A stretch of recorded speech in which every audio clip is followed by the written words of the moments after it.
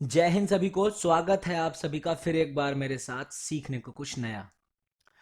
हम sports training की series को पढ़ रहे हैं। आज स्पोर्ट्स ट्रेनिंग पार्ट 2 में मुझे आपको स्पोर्ट्स ट्रेनिंग प्रोग्राम और चीज़ों के बारे में बताना है। देखिए, कोई भी स्पोर्ट्स ट्रेनिंग जब हम शुरू करते हैं तो हमें शेड्यूल्ड प्रोग्राम सेट करना पड़ता है, बिल्कुल निश्चित तरीके से और समय के साथ बांधकर। किसी भी ट्रेनिंग में यानी कि ट्रेनिंग सत्र में चार मुख्य चरण होते हैं। पहला चरण होता है वार्म अप का। वार्म अप 20 से 25 मिनट का होना चाहिए। वार्म अप का अर्थ है किसी भी ट्रेनिंग को शुरू करने से पूर्व शरीर को गर्म करना। गर्म करने से फायदा होता है, अगर आप शरीर को गर्म कर लेते हैं तो आपका जो जॉइंट्स हैं वो खुल जाते हैं, मसल्स तैयार हो जाती हैं एक्टिविटी करने के लिए, चोट लगने की संभावनाएं कम हो जाती हैं, आपके लिगामेंट्स और टेंडन्स एक्टिव हो जाते हैं, आपका परफॉर्मेंस ऑटोमेटिकली बढ़िया हो जाता है। वार्म अप दो प्रकार के होते हैं, पहला जनरल वार्म अप और दूसरा स्पेसिफिक वार्म अप। जनरल मतलब साधारण तौर पर, जो कि आप किसी भी खेल से जुड़े हो कर सकते हो, और स्पेसिफिक मतलब वो जो आप अपने विशेष खेल के लिए प्रयोग करोगे। जिस भी खेल से हो, आप फुटबॉल से हो तो फुटबॉल से संबंधित विशेष व्यायाम वार्म अप करोगे आप। अगर आप हॉकी के हो तो हॉकी से संबंधित विशेष वार्म अप करोगे। तो स्पेसिफिक मतलब स्पोर्ट्स स्पेसिफिक, खेल विशेष।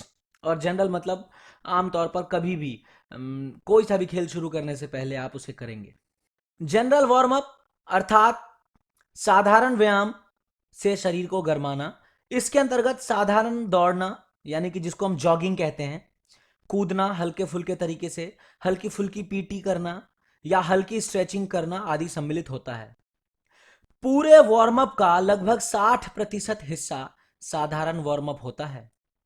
यह किसी भी प्रकार के खेल या ट्रेनिंग में किया जा सकता है। फिर स्पेसिफिक वार्म अप यानी कि खेल विशेष वार्म अप अर्थात विशेष व्यायाम। यह साधारण व्यायाम के बाद किया जाता है। यह व्यायाम विशेष खेल ट्रेनिंग से संबंधित होता है जिसे आगे किया जाना है, मतलब जो भी खेल आप आगे खेलने वाले हैं उस खेल से संबंधित व्यायाम है। जैसे फुटबॉल में पैरों से संबंधित व्यायाम करना है, बॉक्सिंग में हाथों से संबंधित व्यायाम करना है, कुश्ती में पैरों और हाथों से कमर से संबंधित व्यायाम करना है। तो स्पेसिफिक व्यायाम का मतलब है वो व्यायाम जो अब आप आगे करेंगे, खेल खेलेंगे, उससे संबंधित होगा। और पूरे वार्म अप का लगभग 40% हिस्सा स्पेसिफिक वार्म अप होता है। विशेष ध्यान रखना है आपको कि सही मात्रा में वार्म अप करने से खिलाड़ी अपना बेहतर प्रदर्शन देता है, उसे चोट लगने की संभावनाएं कम हो जाती हैं। अगर आप वार्म अप कम करते हैं तो भी ये सही प्रदर्शन नहीं दे पाएगा। और अगर आप वार्म अप जरूरत से ज्यादा कर लेते हैं, आधा घंटा पौना घंटा आप वार्म अप ही करते रह जाते हैं और स्पोर्ट्स ट्रेनिंग की मेन क्रियाओं पे नहीं आते हैं, तो भी दिक्कत हो जाएगी, क्योंकि आप अपनी मैक्सिमम एनर्जी तो खाली वार्म अप के नाम पर ही खर्च कर चुके हैं। तो वार्म अप निश्चित होना चाहिए। वार्म अप के बाद सेकेंड स्टेप पे आता है स्पेसिफिक वर्कआउट, 15 से 20 मिनट का। यानी कि इसमें एक खिलाड़ी अपने खेल से संबंधित विशेष प्रकार की क्रियाएं करता है। अभी जैसे आपने स्पेसिफिक वार्म अप किया, उसी को थोड़ा जटिल बना करके खेल से संबंधित क्रियाओं को करना। जैसे खेल के कौशल का अभ्यास करना। जैसे अगर आप फुटबॉल के खिलाड़ी हो तो आप बॉल को पैर से मारोगे, दो लोग, तीन लोग या चार लोग आपस में आमने सामने खड़े हो जाएंगे और बॉल से पास करने की कोशिश करेंगे। इन स्टेप किक यानी कि अंदर से मारेंगे, आउट स्टेप किक यानी कि बाहर से मारेंगे, और एक दूसरे को पास निकालने की कोशिश करेंगे, गोल पर शूट मारने की कोशिश करेंगे। तो वो स्पेसिफिक वर्कआउट में आ जाता है। फिर तीसरे नंबर पे कंडीशनिंग और फिटनेस वर्कआउट। ये 15 से 20 मिनट का होता है। इसमें शारीरिक दक्षता पर केंद्रित व्यायाम किया जाता है। जैसे आपकी 100 मीटर 50 मीटर की स्प्रिंट लगवाएंगे, बॉडी वेट की स्ट्रेंथ एक्सरसाइज करवाई जाएगी, एक दूसरे खिलाड़ी को कंधे पर लेके भागोगे, पुशअप्स करोगे, पुलअप्स करोगे, या फिर दंड बैठक लगाओगे, स्क्वाट्स करोगे, या मेढक चाल चलना, जिस भी एक्सरसाइज का प्रयोग करो वो एक्सरसाइज शरीर की कंडीशनिंग करने के लिए प्रयोग की जाएगी। मतलब देखो, आप पढ़ रहे हो पूरा शेड्यूल, पहला वार्म अप है, दूसरा स्पेसिफिक वर्कआउट जिस खेल से संबंधित है आपका वो वर्कआउट करेंगे आप। फिर तीसरा कंडीशनिंग और फिटनेस वर्कआउट। ये कंडीशनिंग वर्कआउट किसी भी खेल से जुड़े हो आप, आपको करना ही करना है। आप फुटबॉल के हो तो भी, आप हॉकी के हो तो भी, बास्केटबॉल के हो तो भी, वॉलीबॉल के हो तो भी, ये सब तो करना ही करना है। ये शरीर के मोटर कंपोनेंट्स को विकसित करते हैं, आपकी स्पीड बढ़ाएंगे, आपकी शक्ति बढ़ाएंगे, आपकी पावर यानी कि ताकत बढ़ाएंगे, आपकी एजिलिटी चपलता को बढ़ाएंगे, आपका मस्कुलर कोऑर्डिनेशन अच्छा करेंगे। तो कंडीशनिंग एक्सरसाइज जरूरी है। और इन सब के बाद लास्ट में कूल डाउन। जो आपने मेहनत की है, शरीर गर्म हुआ है, अब ठंडा करना जरूरी है। तो 15 से 20 मिनट का कूल डाउन भी होना चाहिए। इसमें शरीर को आराम देकर व्यायाम से हुए तनाव को कम करने वाली क्रियाएं की जाती हैं, जैसे हाथ पैर को हिलाना, झकझोरना, या फिर मसाज करना, स्ट्रेचिंग करना आदि। देखिए, स्ट्रेचिंग एक खास शब्द है, खास ध्यान रखिए। स्ट्रेचिंग करने का सबसे बेहतरीन समय कूल डाउन ही होता है। लोग वार्म अप करते समय भी स्ट्रेचिंग करते हैं, पर वो बहुत हल्की स्ट्रेचिंग होती है। सबसे बेहतरीन समय स्ट्रेचिंग करने का कूल डाउन ही होता है, क्योंकि इस समय शरीर का एक एक मसल, एक एक जॉइंट बिल्कुल अपने मैक्सिमम पॉइंट तक रिलैक्स हो चुका होता है, मैक्सिमम पॉइंट तक खुल चुका होता है, एक एक जोड़ खुल चुका होता है, एक एक मांसपेशी सक्रिय हो चुकी होती है। ठीक है ना? देखिए, लिख भी दिया है मैंने। स्ट्रेचिंग करने के लिए कूल डाउन का समय सबसे उत्तम रहता है, क्योंकि इस समय तक शरीर की सभी मांसपेशियां पूर्ण रूप से सक्रिय हो चुकी होती हैं। इससे चोट लगने की संभावना बहुत कम हो जाती है। स्पोर्ट्स ट्रेनिंग और परफॉर्मेंस को प्रभावित करने वाले कारक। स्पोर्ट्स ट्रेनिंग और परफॉर्मेंस को दो कारक प्रभावित करते हैं, इंटरनल फैक्टर यानी कि आंतरिक कारक, और एक्सटर्नल फैक्टर यानी कि बाहरी कारक। इंटरनल फैक्टर यानी कि शारीरिक अंदरूनी कारक, शरीर के अंदर। इसको दो रूपों में बांटा गया है, पहला फिजिकल फैक्टर और दूसरा साइकोलॉजिकल फैक्टर, मानसिक। दोनों महत्वपूर्ण हैं। देखिए, फिजिकल फैक्टर यानी कि शारीरिक भौतिक कारक ट्रेनिंग और खेल प्रदर्शन को प्रभावित करते हैं, जैसे कि आपकी उम्र, लिंग, मेल है या फीमेल, थकान। आप पहले से ही तो थके हुए नहीं हैं, आपकी थकान प्रभावित करेगी आपके ट्रेनिंग को। अगर आप थके हुए नहीं हैं तो बेहतर प्रदर्शन दे सकते हैं, लेकिन अगर आप पहले से ही थके हैं और फिर ट्रेनिंग करने आ गए और अच्छे से ट्रेनिंग नहीं कर पाएंगे, चोट की भी संभावना बन जाएगी। मासिक धर्म, नींद की कमी, ड्रग्स दारू का सेवन, धूम्रपान करते हैं कि नहीं, क्योंकि जो लोग स्मोकिंग वगैरह करते हैं उनका तो स्टेमिना बिल्कुल खत्म हो जाता है, फेफड़े कमजोर हो चुके होते हैं। कोई बीमारी तो नहीं है पहले से, यानी कि सर्दी जुकाम या अस्थमा या अनीमिया, खून की कमी तो नहीं है। खून की कमी होगी तो ऑक्सीजन लेवल वैसे ही कम शरीर में होगा। अस्थमा है अगर आपको तो सांस आपका चलने लगेगा, आपके फेफड़े साथ ही नहीं देंगे, आप कहाँ से ज़्यादा ट्रेनिंग कर पाओगे। सर्दी जुकाम में भी शरीर पूरा टूट रहा होता है।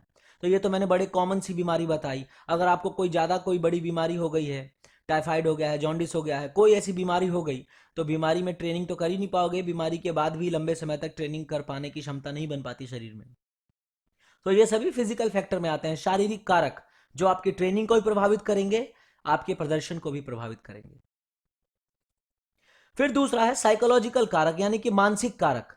मानसिक कारक भी ट्रेनिंग और खेल प्रदर्शन को प्रभावित करते हैं, जैसे चिंता, तनाव, आक्रामकता, अनुभव। आपका क्या अनुभव है पहले से, आप उसी हिसाब से ट्रेनिंग करोगे, उसी हिसाब से प्रदर्शन होगा आपका। एकाग्रता, कितनी कंसंट्रेशन पावर है आपकी। निर्णय लेने की क्षमता, कंपटीशन के बीच में या फिर जब आप मैच खेल रहे हो उस दौरान आपके निर्णय लेने की क्षमता प्रभावित करती है आपके प्रदर्शन को।